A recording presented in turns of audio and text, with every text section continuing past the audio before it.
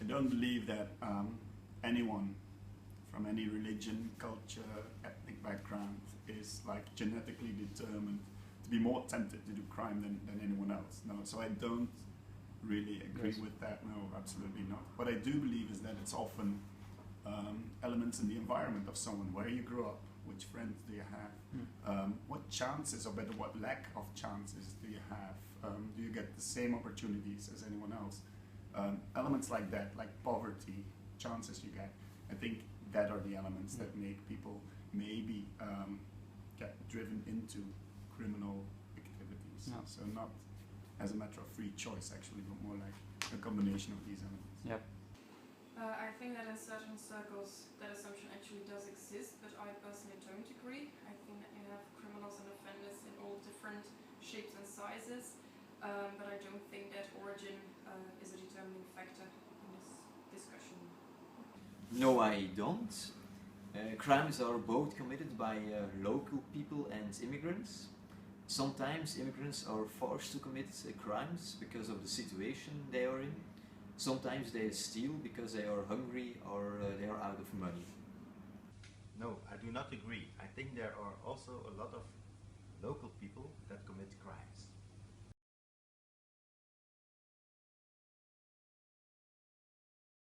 Obviously, yes, it's in the news often. I can't say that there is a focus on whether the person who did it is an immigrant or not, or has like an ethnic diverse background. Not really. I can't say the focus is on that.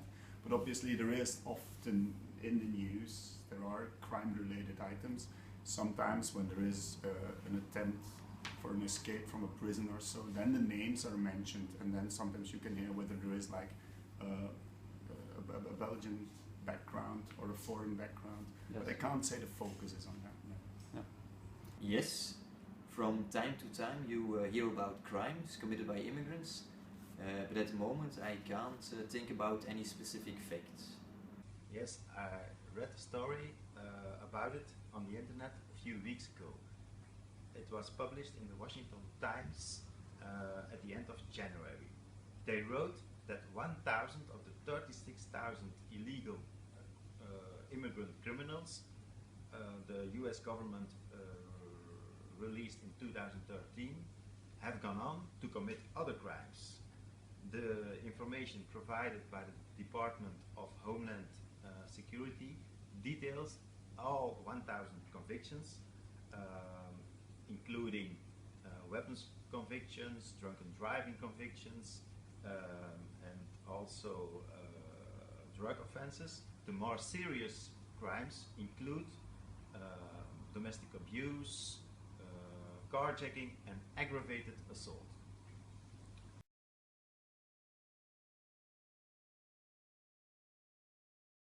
Well, as a matter of fact, I wasn't there myself, but last weekend there was a burglary at my parents' house while they were home.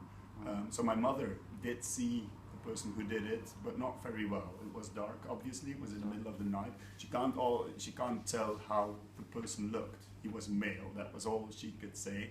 And luckily, no one got injured. So there was a burglary, and the person who did it, he ran away, and luckily no one got harmed. So. And I also witnessed one robbery once, a few years ago, on an international internship. It was in broad daylight. While some of the pupils of this school were doing their internship in Aruba, there was a robbery on a jewelry shop. Yes, but yeah, there were local people from the island. So. Yeah. Oh, luckily, I've never been a witness of a crime. I have never been a victim of a crime either. So no. Yes, a few years ago I was in a railway station in Brussels. A North African youngster came to me and he asked me if I could change some money. I came from work.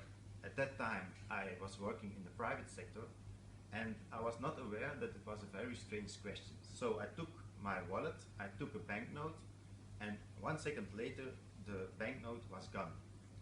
I tried to get my money back, but it was a ridiculous attempt. So afterwards I had a very strange feeling. I was in a railway station full of people, and at that time, in that situation, I was all alone. So I learned my lesson. I will keep my wallet closed in public areas.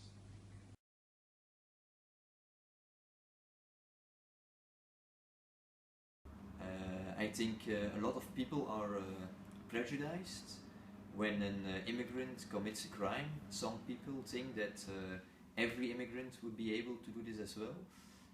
There is more and more hate towards Muslims in general because of the actions of IS, and I think it's a pity. Prejudice is certainly one of the reasons, and I also think that that when a certain crime happens, people start looking for a culprit or for a scapegoat, and perhaps some people think that immigrants are an easy victim for that.